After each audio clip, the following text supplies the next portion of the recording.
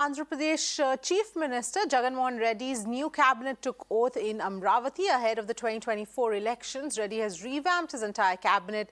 17 out of 25 ministers in CM Reddy's new cabinet represent ST, SC and backward classes as well as minority communities.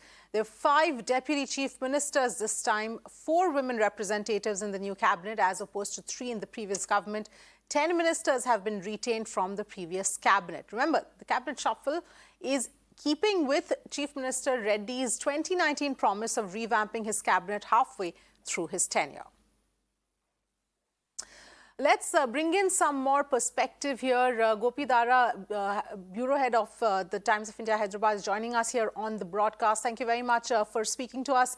If you can just put this into context, because this is something that he had promised back in 2019 that halfway through his tenure, he will revamp the entire cabinet. But the other thing that really stands out is 5 deputy chief ministers.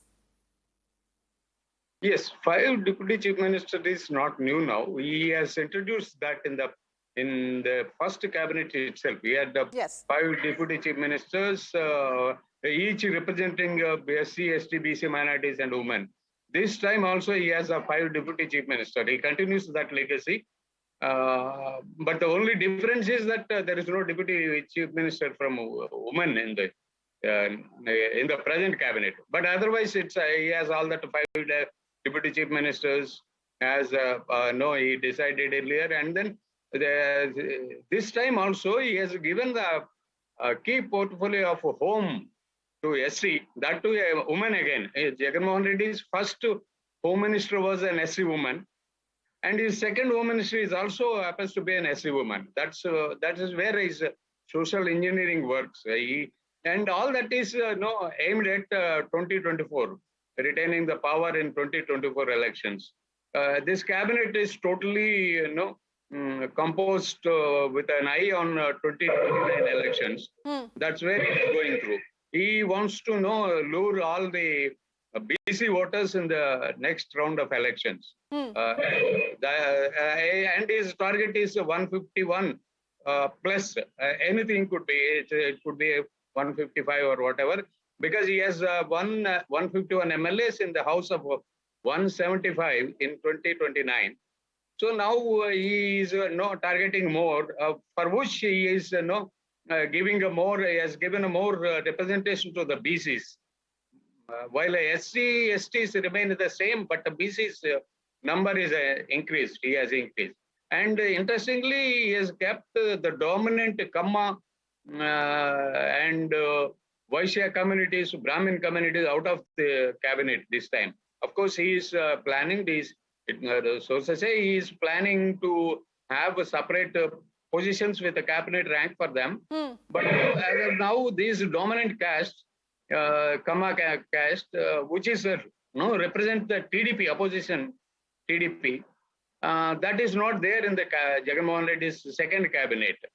So that is one interesting point in this decision. That even by keeping all these dominant and upper caste out of his cabinet, Jagan Reddy wants to tell the people that his ministry, his cabinet, his government and his party are for SC, ST, BCs, minorities. And women also get due representation, very good number. This time 3 women are there. One of them is Home Minister. She is from an SC community. It's an election cabinet. Right. Right, and given the way Jagan Reddy came into power last time and the strategy that he used, what is the pulse on ground, especially amongst those in his cabinet, in his government, about this strategy going into 2024? It's a strategy, you see, these caste weaker sections, right, from BCSC, all these sections, they used to plead with the lobby, with the leadership for 1 belt, 2 belts so far, before Jagan Reddy's term. Even in Chandrababu Naidu time, it's just 2 ministers, 2 ministers each from a community. That used to be. Now, the BCs, STs, they have taken a lead. And people are watching it, all this community. And among the BCs also, Jagan Reddy has selected the castes which are present in every village. Say washerman, they are found in every village. No, a barber community, they are found in every village. It's like that, the dominant communities whose presence is there in every village of Andhra Pradesh. He has picked up those candidates and they have accommodated in the cabinet. That sends a somewhat a right signal. But how far they will be able to cash in on this cabinet composition and pro BC, pro SC slogans when it comes to the voting election time, it has to be seen. But right now, people are talking about it. Reducing the presence of dominant caste in the cabinet and increasing the presence of weaker sections is somewhat politically an important thing which people are observing it. All right, fair enough. Thank you very much for joining us and giving us that perspective.